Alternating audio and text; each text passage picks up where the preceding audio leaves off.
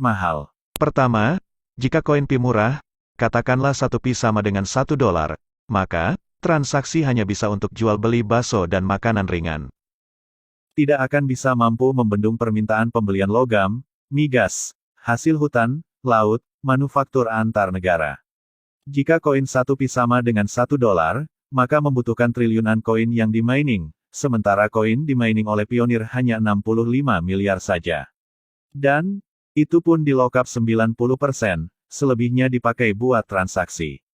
Jadi tersisa hanya 6,5 miliar koin saja.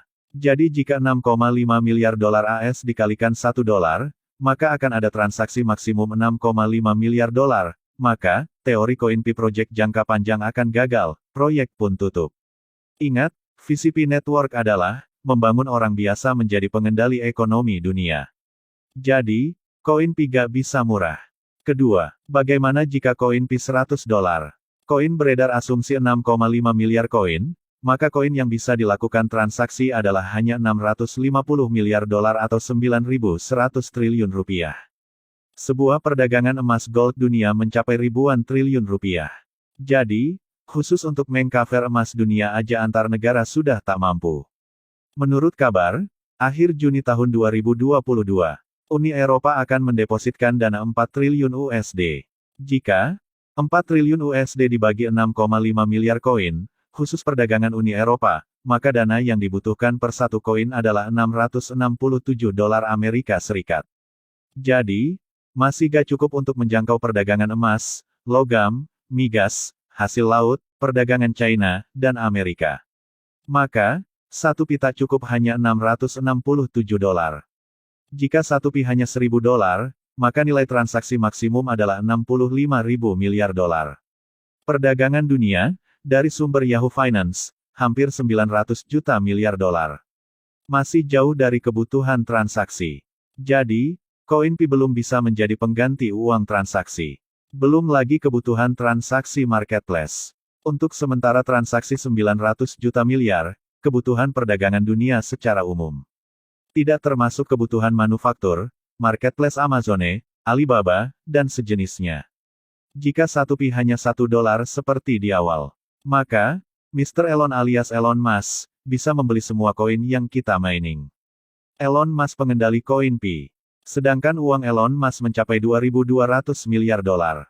Maka dia akan menjadi dominasi koin dan tidak akan bisa desentralisasi harga. Semen rara pionir akan gigit jari. Bagaimana jika 1 Pi mencapai $10.000? Maka, nilai transaksi perdagangan akan mencapai 65.000 miliar dolar. Karena marketplace adalah awal pembentukan, ekologi perdagangan antar pionir, maka investor yang juga pionir supaya punya akun dan bisa beli koin dari pionir dengan menukar barang. Mungkin, masih wajar, kalau 1 Pi hanya $10.000. Namun, jika setelah open mainnet, nilai 1 Pi sama dengan $10.000, masih belum relevan. Mengapa? Karena target core team, koin Pi dipakai di semua lini bisnis. Harus bisa dipakai dari jual sayur mayur, sampai jual logam, hasil tambang, migas, hasil laut juga hasil hutan dan manufaktur industri ringan sampai industri berat. Maka, kemungkinan, harga koin Pi mencapai $100.000, sangat mudah. Ketimbang harga koin Pi hanya $1 atau $10. Artinya, 650 miliar koin Pi yang beredar, bisa mengcover 60% perdagangan dunia yang mencapai hampir 900 juta miliar dolar AS.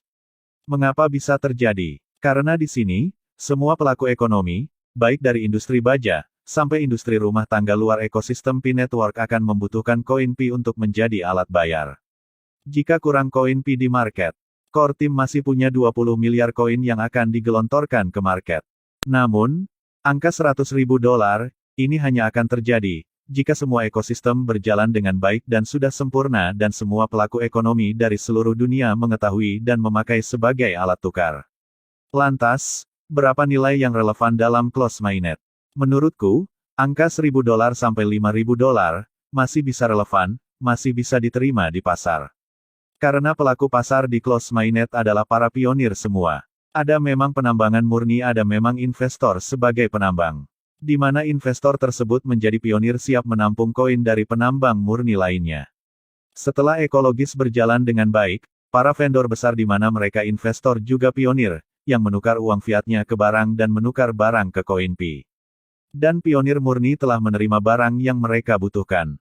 Disinilah pionir akan menjadi kaya raya. Namun, vendor besar atau investor yang juga pionir juga akan bertambah kaya. Semisal, pionir punya 1000 koin Pi. Mereka memakai 100 koin ditukar ke barang.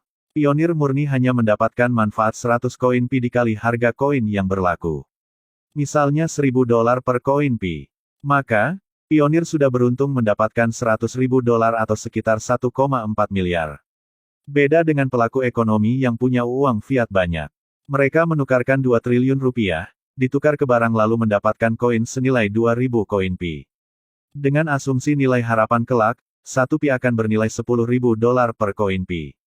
Maka, pionir yang punya uang 2T akan mendapatkan uangnya menjadi 20 triliun.